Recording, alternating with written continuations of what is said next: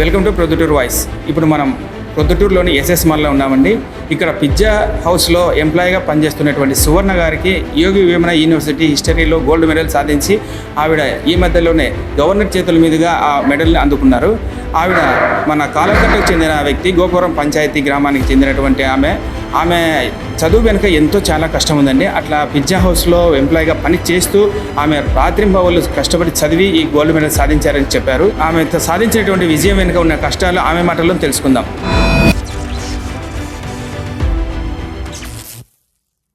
నమస్తే madam. Madam, మీరు gold medal సాధించారు కదా, మీరు ఈ సాధించినప్పుడు తెలుసుకున్నప్పుడు మీ ఫీలింగ్? సంతోషంగానే ఉంది సార్. మీరు చిన్న పట్టణం నుంచి వచ్చి హిస్టరీలో యూనివర్సిటీ టాపర్గా ఇచ్చారు కదా, దీని వెనుక మీకు కష్టం? అంటే నాకు యూనివర్సిటీలో ఫ్రీ సీట్ వచ్చింది సార్. టెస్ట్ ఎగ్జామ్ రాసింటే ఫ్రీ సీట్ వచ్చింది, స్టైఫండ్ వచ్చింది 7,000 ఇయర్కి. సో దాంతో చదివాను సార్. హాస్టల్కి ఒకటి డాడీ పంపించేటోళ్ళు.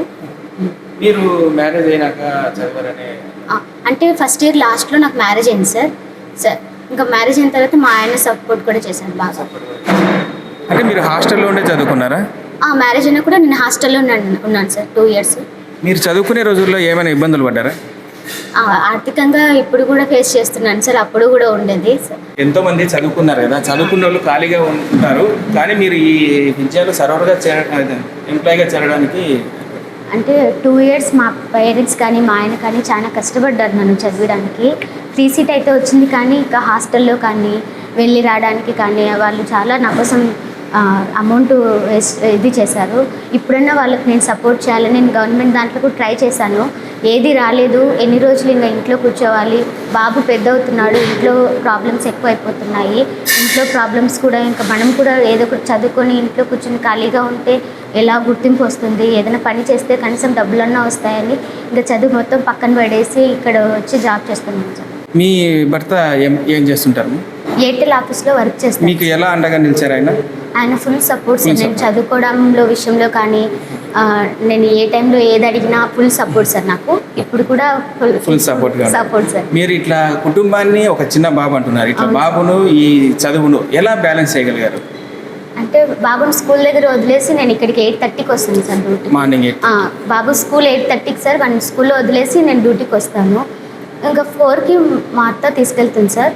నేను 5:30కి అంతా ఇంటికి వెళ్ళిపోతాను. సో కవర్ అయిపోతుంది 1 hour అంతే వాడలేకుండా. మీ జీవితంలో ఎదుర్కొన్న పెద్ద సవాల్ ఏమైనా ఉందా? అంటే నేను ఫైనాన్షియల్గానే చాలా స్ట్రగుల్ అయ్యాను సార్. అదే నాకు పెద్ద టాస్క్ అయిపోయింది. మీరు సాధించిన ఈ విజయం తర్వాత ఇప్పుడు ప్రభుత్వం నుండి కానీ ప్రజల నుండి కానీ మీరు ఎలాంటి సహకారాన్ని ఆశిస్తున్నారు? గవర్నమెంట్ నాకు ఏదైనా సహాయం చేయాలనుకుంటే నాకు ఒక మంచి ఉద్యోగం ఇచ్చి నన్ను నా కుటుంబాన్ని ఆదుకుంటారని కోరుకుంటున్నాను.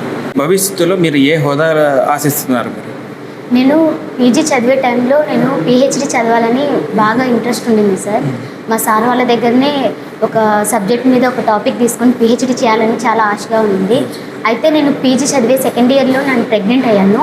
అలాగనే క్యారీ చేస్తూనే నేను హాస్టల్లో ఉండి చదివాను.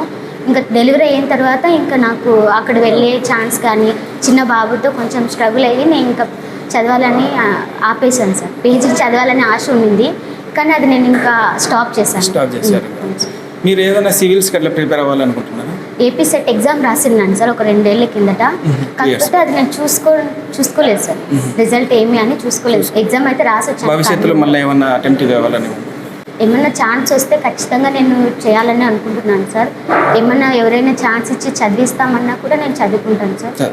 మేడం, ఆర్థిక ఇబ్బందుల్లో వల్ల కొంతమంది చదువు ఆపేస్తున్నారు, ఉద్యోగం రాక నిరాశలో ఉన్నారు. అటువంటి యువతకు మీరేమైనా సలహా ఇస్తారా? స్ట్రగుల్స్ అనేవి అందరికీ వస్తూనే ఉంటాయి. దానివల్ల మన లక్ష్యాన్ని మనం సాధించడంలో వెనుకడుగు వేయకూడదు. ఫైనాన్షియల్ స్ట్రగుల్స్ అనేవి అందరికీ ఎప్పుడూ ఉంటాయి, కానీ మనము ఏదైతే అనుకున్నామో దాన్ని సాధించే వరకు కృషి చేస్తూనే ఉండాలి. ధన్యవాదాలు మేడం. వన్స్ అగైన్ మీరు గోల్డ్ మెడల్ సాధించేందుకు మా ప్రొద్దుటూరు వాయిస్ తరఫున శుభాభివందనాలు తెలుపుకుంటున్నాము. Thank you sir.